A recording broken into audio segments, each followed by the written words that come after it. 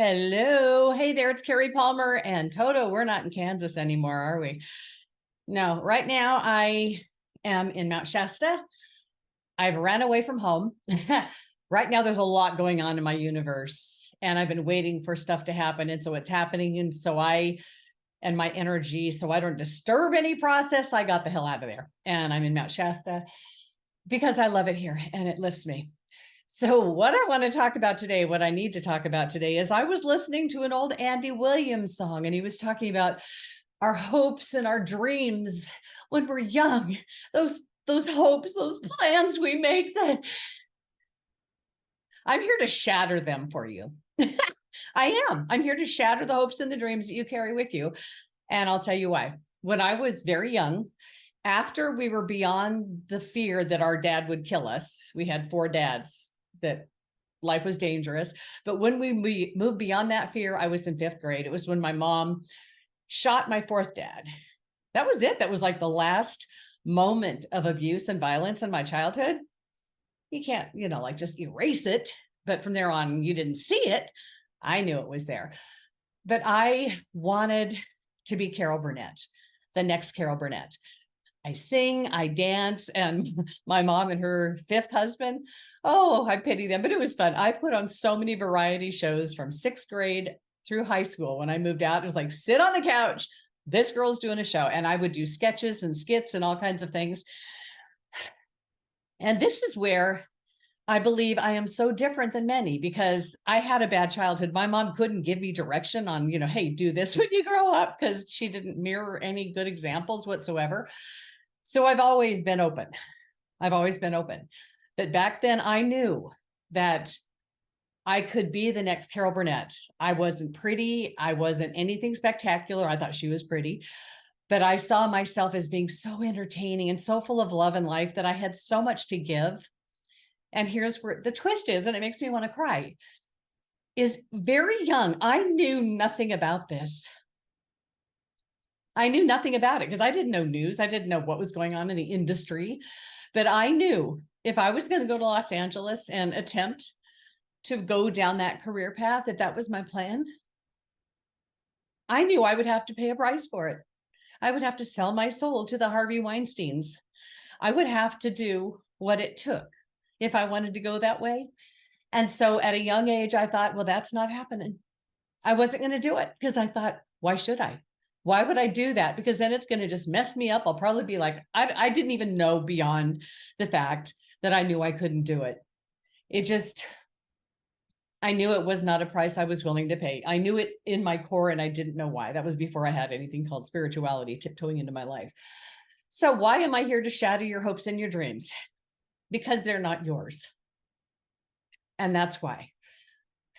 If you grow up in any sort of a family situation whatsoever, you usually have somebody who raises you, whoever that person is, the neighbors, the pastor, the church, the teachers, the influencers who are bigger than you that know better because they've been around a long time. They have influenced you. They have watched you do things that you're good at. And they're like, oh, you're going to be at this. You're really good at organizing my daughter was really good at putting her crayons and colored pencils in exact order. I was like, oh my God, what's she going to be? Who knows? She's still figuring it out. But we have all these things. And so people see you doing something and then they push you down a little path. Or in my daughter's circumstance, you don't go to kindergarten through 12th. You go through college. That is the plan of school. And the same with a lot of her friends. What do you mean you're not going? Of course you're going to college. For me, it wasn't in our vocabulary. It was like, I remember thinking to my friend, like, hey, you have to go to college. I was thinking that. And then later I thought, they got to go to college. And then later I went to college and I'm like, well, I didn't need college. But we have these beliefs that we think we have to do these things. We have to aim toward that type of house, that type of neighborhood, this type of partner. We have to have a partner. All these things that we must have because that's the plan of reality of the country you live in. No, to all of it. The only way to raise a child now is to help them figure out who they are. And when they say words that direct them somewhere, scoot them that way. Feed them Try and keep them alive as best you can. If they aren't supposed to stay alive, they won't. And then help them find that path that they're looking for. I'm not talking about the path you want for them. You, as the parents, you think you know best because this happened to you. You have your own personal story, and I love that. That is your experience. How that same situation would happen with me would be nothing like yours. How it would be with your child, it'd be nothing like that. So you need to shut up, as I say to my friend Dana all the time, STFU, because you can't know anything. You cannot know about anybody's journey but your own. When you're worrying about somebody else and their journey, and you're like, come on, do this, do this, do this, you're not focusing on your problem, which is your own path that clearly is screwed up. When we come here, we are born, we have a plan, we know it, we come through the birth canal, and we forget.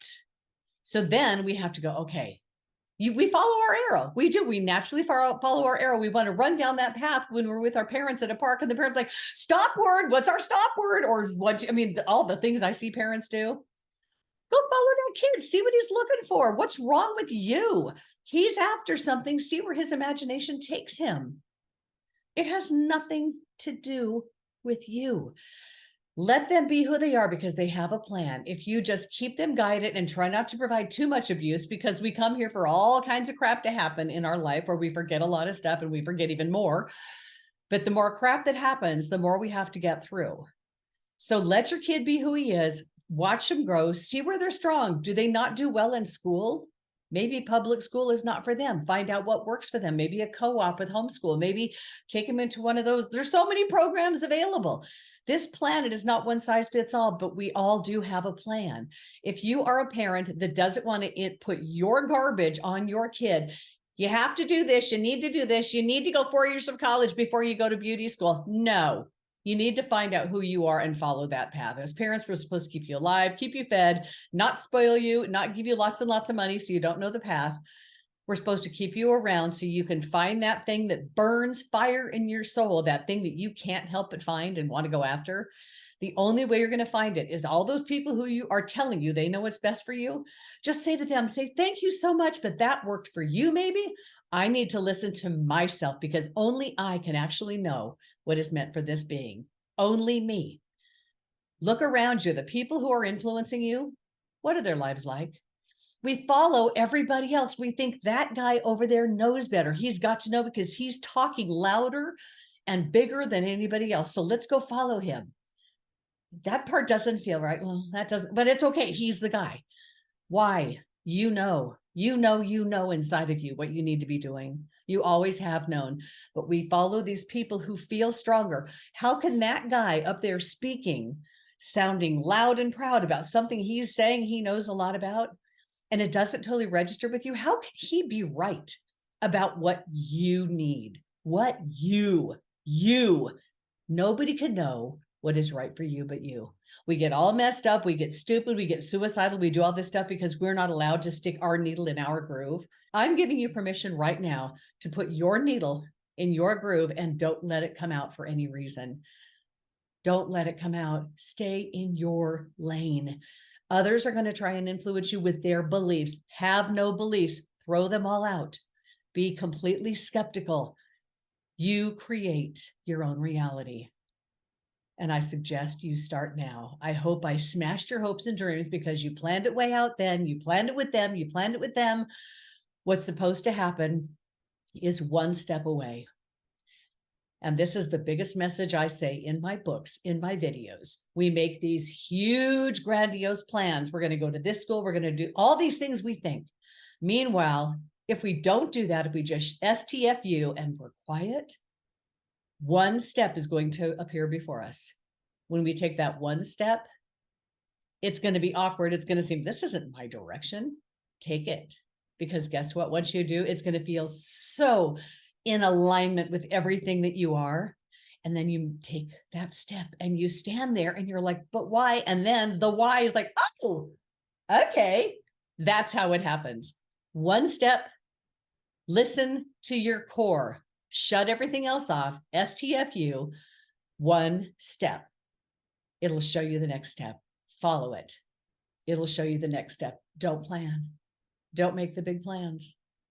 Want to see the difference in someone who's successful and someone who's rich? Who's going to be happy? Just saying. That's it. I hope I shattered every hope and dream you've ever had. Broadcasting from Mount Shasta.